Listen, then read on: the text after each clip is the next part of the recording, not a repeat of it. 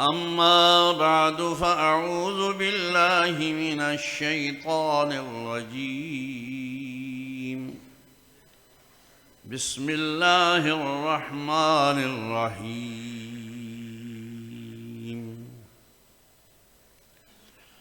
قل يا أيها الناس إني رسول الله إليكم جميعا. وقال الله تعالى في مقام آخر: اليوم أكملت لكم دينكم وأتممت عليكم نعمتي ورضيت لكم الإسلام دينا.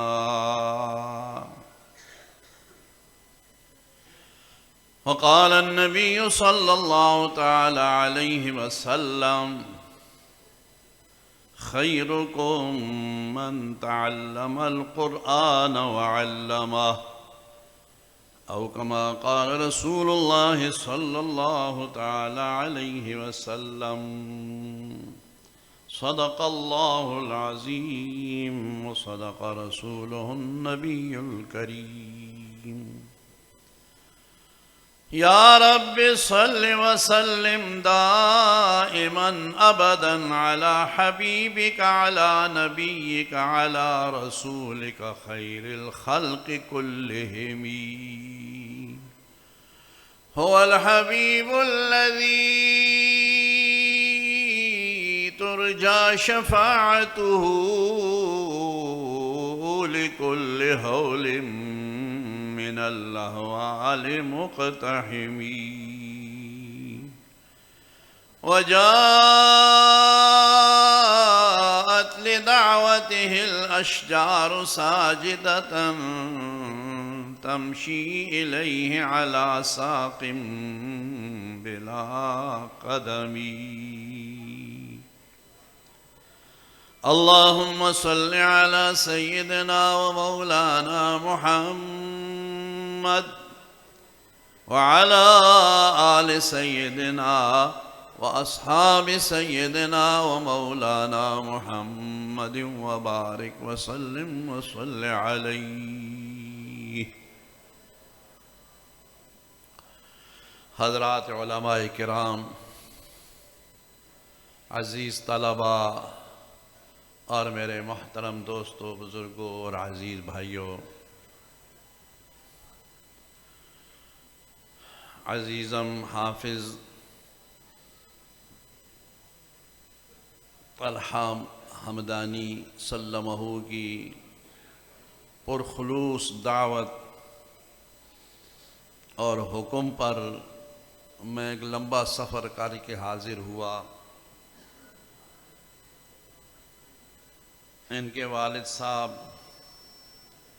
اور ان کے نانا حضرت مولانا محمد اشرف حمدانی رحمہ اللہ، ہمارے والد صاحب رحمۃ اللہ علیہ سے بہت محبت اور عقیدت کا تعلق تھا.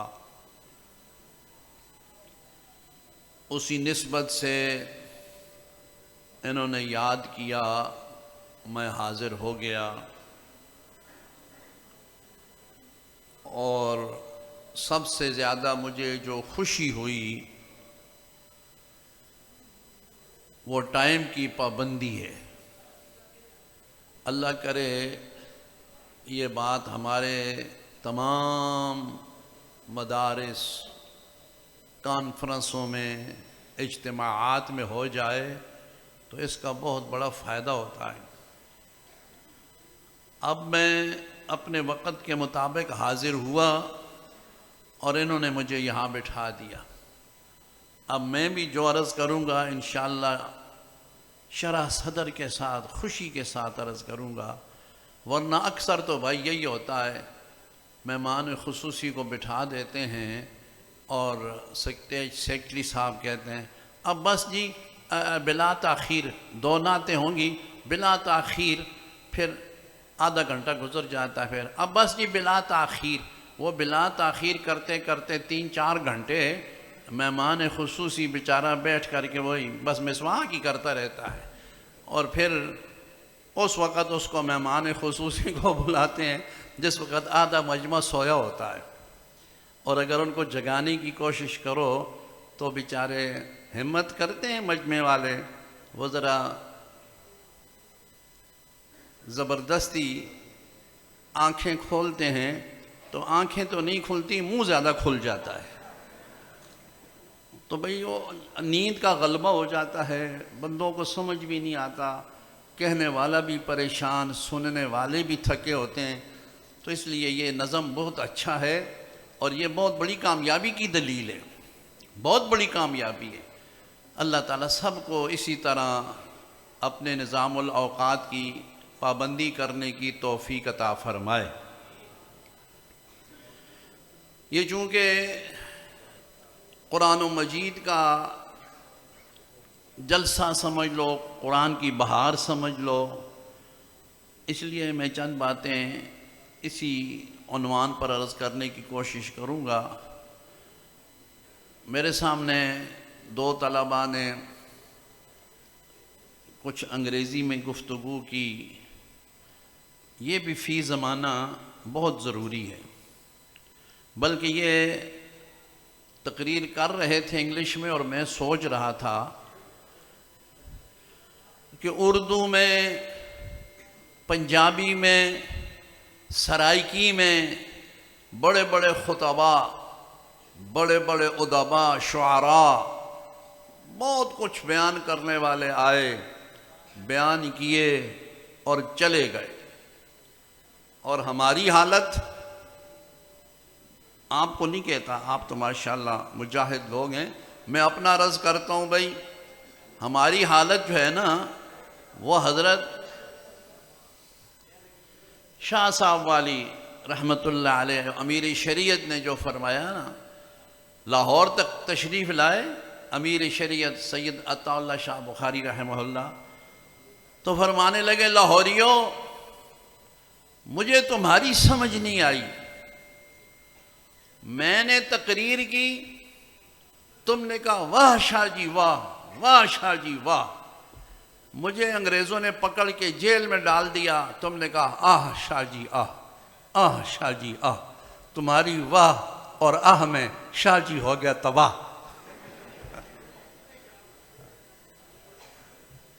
تو بھائی ہمیں تو وہ بیچارے سنا سنا کے ہم اسی جگہ کھڑے ہیں، ہم نے بھی کہا جی ہم نے ہلنا نہیں ہے، ناراض نہ ہونا، میں آپ کی بات نہیں عرض کرتا، میں اپنا عرض کرتا ہوں، تو ہم نے کہا چلو ہمارے نونہالوں کو اللہ ہمت دے، یہ کو انگریزی وغیرہ سیکھیں، ان کافروں کو جا کر کے بتائیں، شاید ان کو ہی اللہ کو ہدایت دے دے۔ جو ہے نا، نیت یہ رکھنی چاہیے، جب یہ نیت ہوگی نا، اللہ تعالیٰ بہت کامیابیاں نصیب فرمائیں گے۔ ہمیں تو بھائی اللہ تعالیٰ نے جو آخری کتاب جس کی یہ ساری بہاریں ہیں، رونقیں ہیں، اس میں اللہ نے ایمان والوں کو ایک دعا سکھائی، سورہ فاتحہ، یہ اللہ نے دعا سکھائی نا، کہ اے بندو تمہیں میں یہ دعا سکھاتا ہوں، تم یہ دعا مجھ سے کیا کرو۔ تو ہم روزانہ اللہ کی بارگاہ میں دعا کرتے ہیں، اس میں کیا کہتے ہیں بھائی؟ اہدنا الصراط المستقیم، چلا ہمیں سیدھی راہ پر۔ روزانہ ہم اللہ سے مانگتے ہیں نا، اہدنا الصراط المستقیم، اور وہ صراط مستقیم کون سا ہے بھائی؟ یہ آگے سارا قرآن جو ہے نا، سارا قرآن یہ صراط مستقیم ہے، یاد رکھو، الف لام میم سے لے کے والناس تک یہ سارا قرآن صراط مستقیم ہے۔ اور اس میں بھی پہلے فرمایا اہدنا الصراط المستقیم صراط الذین انعمت علیہم، صراط الذین راہ ان لوگوں کی، الذین وہ لوگ، انعمت علیہم، اے اللہ جن پر تو نے انعام کیا، جن پر تو نے مہربانیاں کی، ان لوگوں کے راہ پر چلا۔ وہ لوگ کون سے ہیں؟ اولئک الذین انعم اللہ علیہم من النبیین والصدیقین والشہداء والصالحین۔ یہ وہ لوگ ہیں جن پر اللہ نے انعام کر دیا، اور اللہ کا انعام ایسا نہیں کہ وہ پھر واپس ہو جائے۔ یاد رکھو، یہ پاکستان کی اسمبلی نہیں ہے کہ آج ایک قانون بنایا، کل اس میں ترمیم کر دی، پھر قانون بنایا، پھر ترمیم کر دی۔ کیوں؟ اس لیے کہ جو بندے قانون بناتے ہیں نا بھائی، چونکہ بندے ناقص کا بنایا ہوا قانون بھی کیا ہوتا ہے بھائی؟ بولو، بندے ناقص کا بنایا ہوا قانون بھی ناقص۔ ہمارے بزرگوں میں گزرے قاضی احسان احمد شجاع آبادی رحمۃ اللہ علیہ، آپ میں سے کسی نے شاید دیکھا ہو۔ ایوب خان کے زمانے میں عائلی قوانین بنے تھے، عائلی قوانین۔ اس میں ایک قانون یہ تھا کہ بندہ، شوہر، خامن، جب بیوی کو طلاق دے گا تو طلاق نافذ تب ہوگی جب چیئرمین منظوری دے گا۔ ہاں، پرانے لوگوں کو شاید کسی کو یاد ہو، یعنی سن 62 میں بنے تھے عائلی قوانین، اور پھر ان کے خلاف اسمبلی میں گرجا تھا زیغم اسلام مولانا غلام غوث ہزاروی رحمۃ اللہ علیہ۔ انہوں نے بڑی زبردست تقریر کی تھی، کتنے دن اس پر بحث کرتے رہے، خیر وہ الگ موضوع ہے۔ تو اس میں یہ تھا کہ کوئی مرد اپنی عورت کو طلاق دے تو طلاق نافذ تب ہوگی جب یونین کونسل کا چیئرمین منظوری دے گا۔ حضرت قاضی احسان احمد شجاع آبادی رحمۃ اللہ علیہ فرمایا کرتے تھے کہ ان عقل کے بیماروں کو دیکھو، بیوی کسی کی طلاق وہ دے اور منظوری چیئرمین دے، کوئی عقل کی بات ہے؟ پھر فرماتے تھے اگر انہوں نے یہ کام کرنا ہی تھا تو کسی سمجھدار سے پوچھ لیتے کہ بھائی ہم یہ قانون بنا رہے ہیں، تو کم از کم وہ ان کو اتنی عقل دے دیتا کہ اگر تم نے یہ کام کرنا ہی ہے نا تو یہ کرو کہ منظوری پہلے لے لو، طلاق بعد میں دے دو۔ چلو اس طرح کر لو، درخواست لکھ دو چیئرمین کے نام کہ جناب میرا گھریلو معاملہ ٹھیک نہیں ہے، ہماری آپس میں نا اتفاقی ناچاکی ہے اور میں بیوی کو نہیں رکھ سکتا، میں اس کو طلاق دینا چاہتا ہوں، تو اس سے منظوری لے لو، پھر اس کے بعد طلاق دے دو۔ چلو یہ کسی حد تک تو ہے، لیکن طلاق ہو گئی پھر اس کے بعد منظوری۔ تو حضرت قاضی صاحب رحمۃ اللہ علیہ بڑے مزے سے فرمایا کرتے تھے یہ قانون ہے کہ افیمی کا لوٹا ہے۔ افیمی جو ہوتے ہیں نا، افیون کھانے والے، فرماتے تھے کہ افیمی تھا تو وہ پہلے لوگ دیہات میں باہر کی طرف جایا کرتے تھے، یہ گھروں میں باتھ روم شاتھ روم تو نہیں تھے، باہر کھیتوں میں لوگ جایا کرتے تھے قضاء حاجت کے لیے۔ تو افیمی تھا تو اس کو قبض بھی شدید تھی اور بڑی دیر لگ جاتی تھی، تو لوٹا بھر کے پانی کا ساتھ لے جاتا، مگر لوٹے میں تھا سوراخ، تو جب تک وہ خود فارغ ہوتا لوٹا اس سے پہلے فارغ ہو جاتا، وہ سارا پانی اس سے نکل جاتا نا، سوراخ جو تھا۔ وہ افیمی بڑا تنگ ہوا کہ میں جب مجھے ضرورت ہوتی ہے استنجا کی تو لوٹا خالی ہوتا ہے۔ ایک دن غصے میں آ کے کہنے لگا اچھا سالے تو بھی ٹپک لے، آج میں استنجا پہلے کروں گا، پخانہ بعد میں کروں گا۔ تو حضرت قاضی صاحب فرمانے لگے اگر تو یہ قانون ہے یا افیمی کو لوٹا ہے کہ طلاق پہلے اور منظوری بعد میں۔ تو ناقص جو قانون بنائے گا نا بھائی وہ ناقص ہوگا. کامل اللہ کی ذات ہے، اور پھر انسانیت میں کامل ہے جناب محمد الرسول اللہ صلی اللہ علیہ وسلم. انہوں نے جو کائنات انسانی کو قانون دیا وہ کامل اور مکمل ہے. تو یہ چار گروہ جو ہیں نا، انبیاء، صدیقین، شہداء، صالحین، یہ چاروں وہ ہیں جن پر اللہ نے انعام کیا، اور اللہ کا انعام واپس نہیں ہوتا. انبیاء علیہ السلام کا سلسلہ مکمل ہو گیا جی. اب کون ہیں؟ صدیقین، شہداء اور صالحین. اور یہ تینوں صدیقین، شہداء اور صالحین، یہ تینوں گروہ، یہ تینوں جماعتیں علی وجہ الکمال صحابہ کرام رضوان اللہ علیہم اجمعین کے اندر موجود تھی. صحابہ سے بڑھ کر کے صدیق کوئی نہیں، صحابہ سے بڑھ کر کے شہید کوئی نہیں، صحابہ سے بڑھ کر کے صالح کوئی ہو ہی نہیں سکتا. اس لیے حضور نے فرمایا ما انا علیہ واصحابی، جس پر میں ہوں میرے صحابہ ہیں، یہی راستہ ہدایت والا ہے. تو قرآن و مجید کے جو سورہ بقرہ شروع ہوتی نا جی، اس میں کیا فرمایا؟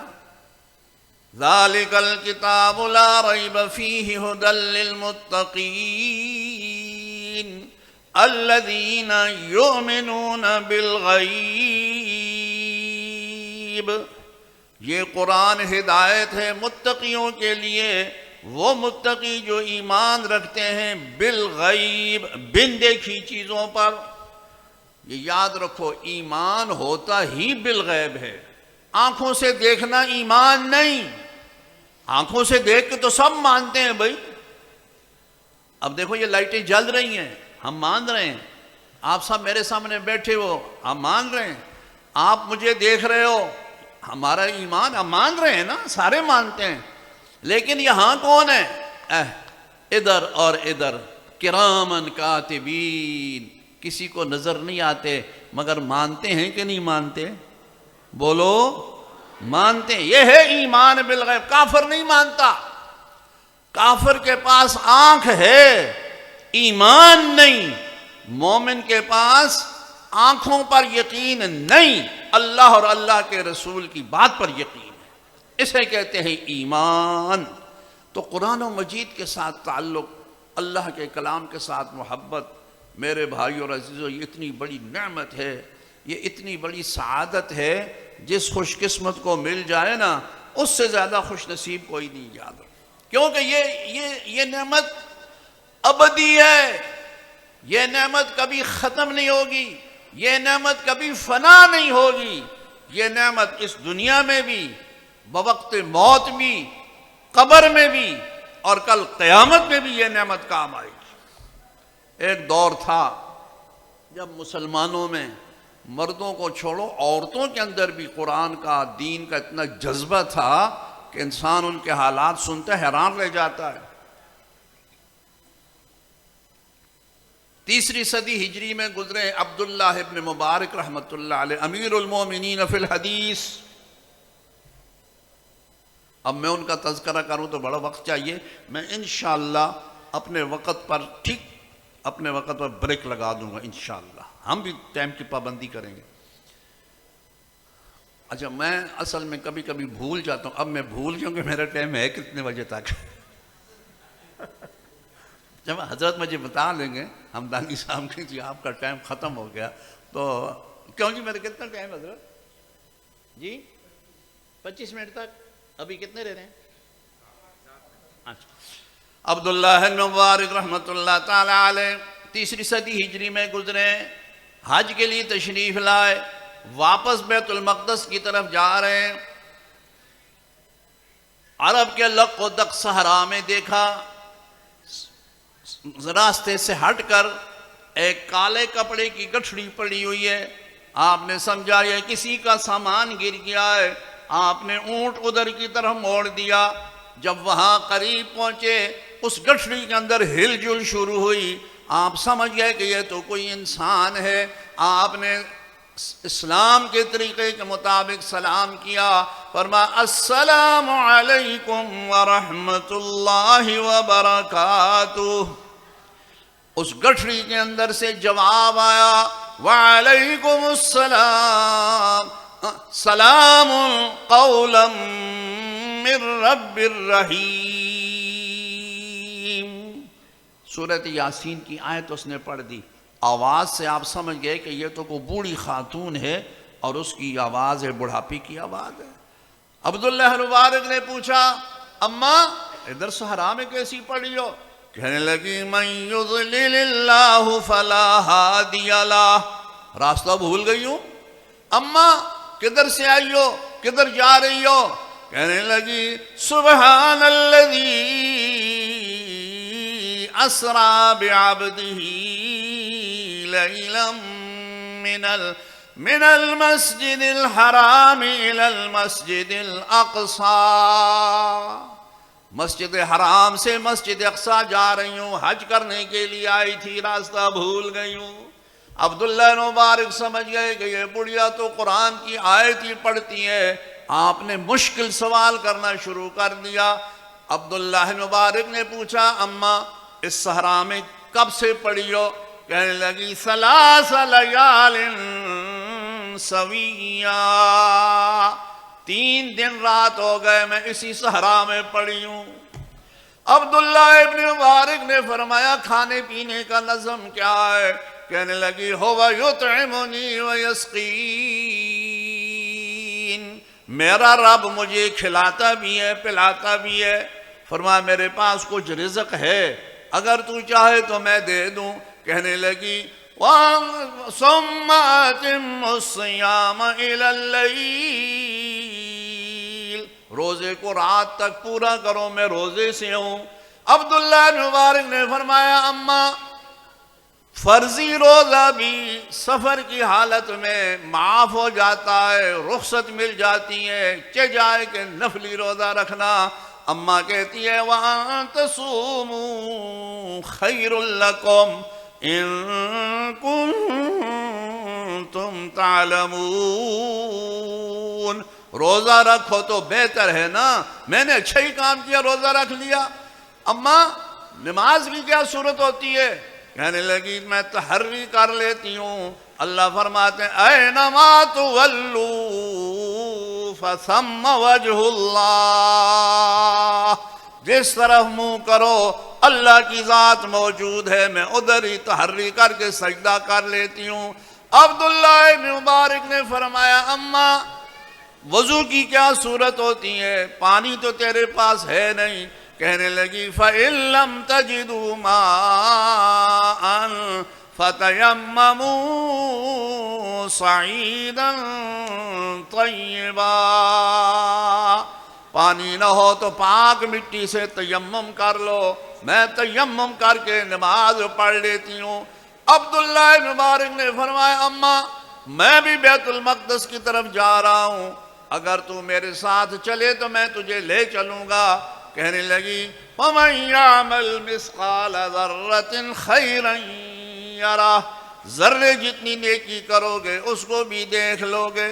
عبداللہ مبارک نے اونٹ بٹھا دیا. فرمایا اماں سوار ہو جاؤ. جب اماں بیٹھنے لگی تو کہنے لگی قُلْ لِلْمُؤْمِنِينَ يَغُضُّوا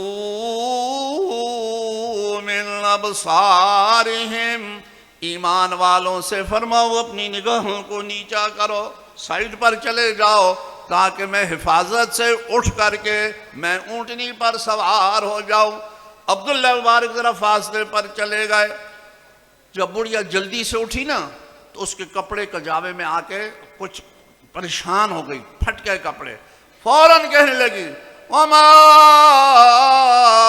أَصَابَكُم من مصیبت فبما کسبت ایدیکم. جو بھی تمہیں تکلیف پہنچتی ہے تمہارے اپنے اعمال.